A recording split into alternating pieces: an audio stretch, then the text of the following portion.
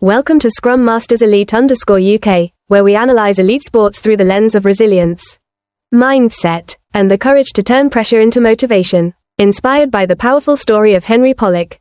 In the world of elite sport, where pressure, fame, and expectations constantly go hand in hand, not every young athlete has the mental strength to face tens of thousands of spectators and still remain calm, let alone genuinely enjoy the experience. The story of Henry Pollock, a rising star of English rugby, has offered me a very distinctive perspective on the spirit of modern sport, a place where mental toughness is not measured by emotional coldness or detachment, but by the ability to transform pressure into motivation and turn fear into joy. What impressed me most was Pollock's perception of competing in front of large crowds. For many people, especially young athletes just beginning their international careers, a massive stadium filled with tens of thousands of shouting, cheering fans can become a psychological nightmare. The pressure of being watched, of expectations, and of potential criticism can make legs tremble and minds unravel. Yet Pollock sees it as a dream. This choice of words reflects not only optimism, but also a remarkably mature and positive mindset. He does not shy away from pressure, he actively embraces it. At the age of 20, when many are still struggling to find themselves, Pollock already understands what truly makes him happy on the pitch. He does not speak of money, fame, or individual accolades, but instead emphasizes the joy of playing the game and giving something back to the fans. To me, this is an incredibly valuable quality. Professional sport today is sometimes overly influenced by commercial interests, causing people to forget its original essence, joy, connection, and the spirit of dedication. Through his sincere reflections, Pollock reminds us why sport holds such powerful appeal. I was particularly struck by the fact that Pollock does not hide his excitement before big matches. He does not try to project a stereotypical image of steel-like toughness, nor does he suppress his enthusiasm, a very human emotion. This shows that Pollock does not view emotion as a weakness, but as a source of strength.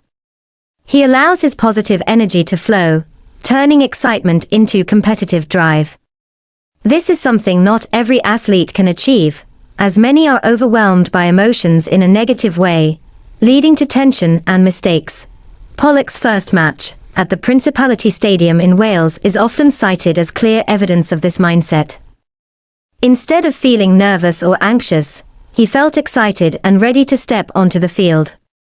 I believe that reaching such a psychological state requires strong mental preparation, or at least a personality well suited to elite sport. He loves the electrifying atmosphere, enjoys interacting with fans, and sees it as an essential part of the competitive experience. Another aspect that made me particularly fond of Pollock is the way he talks about rugby, not just as a sport, but as a character-building environment. His emphasis on the idea that it's 15 versus 15 on the field, but after the match you become friends reflects a core value of rugby, respect.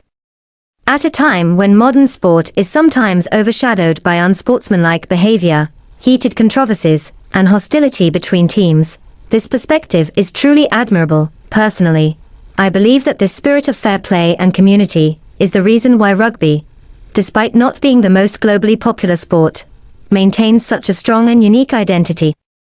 Pollock, though still very young, has absorbed this spirit deeply and sees it as the reason he fell in love with rugby in the first place. This shows that he is not only a talented athlete, but also someone who profoundly understands the cultural values of the sport he pursues. Pollock does not live only in the present, he also has a long-term vision for his career. Being called up to the British and Irish Lions for the 2025 Tour of Australia is a significant milestone, but he does not stop at enjoying personal honor.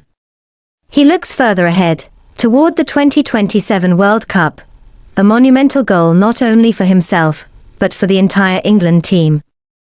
I greatly admire the way Pollock speaks about the coaching staff and his teammates. He does not elevate himself, but instead emphasizes the importance of the collective, the coaching team, and especially his trust in head coach Steve Borthwick. This demonstrates his understanding that success in team sports cannot come from a single individual, no matter how talented. Mutual trust, unity, and shared goals are what truly determine success. When Pollock says that every match is a step toward the World Cup goal, I sense a serious and disciplined mindset. This is not an empty cliché, but a very practical approach. No unrealistic dreaming, no impatience, just a focus on small steps and each specific match. To me, this is a clear sign of a professional athlete with a sustainable and mature mentality. The statement "the goal is to win the 2027 World Cup" may strike some as overly ambitious, especially given Pollock's young age. However, I personally see it as a positive declaration. Ambition does not equal arrogance. On the contrary, it shows that Pollock and the England team dare to dream big and aim for the highest possible goal.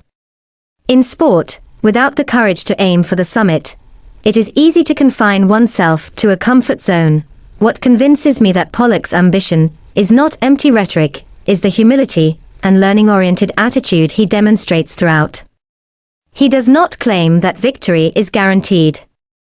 He simply states that it is the goal, the direction the entire team is striving toward every day.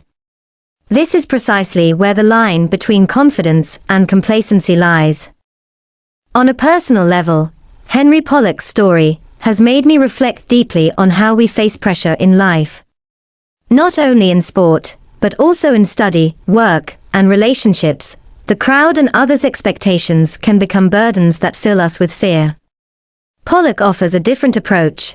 Instead of treating pressure as an enemy, view it as an opportunity to shine, as a dream worth enjoying.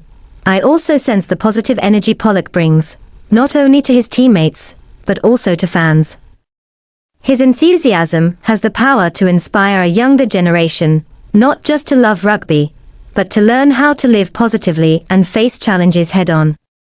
In a society where many young people feel lost and directionless, the image of a passionate, disciplined, and humble young athlete like Pollock is truly precious. In conclusion, analyzing Henry Pollock's perspective is not merely a sports report, but an inspiring story about mindset, attitude toward life, and the values of sport.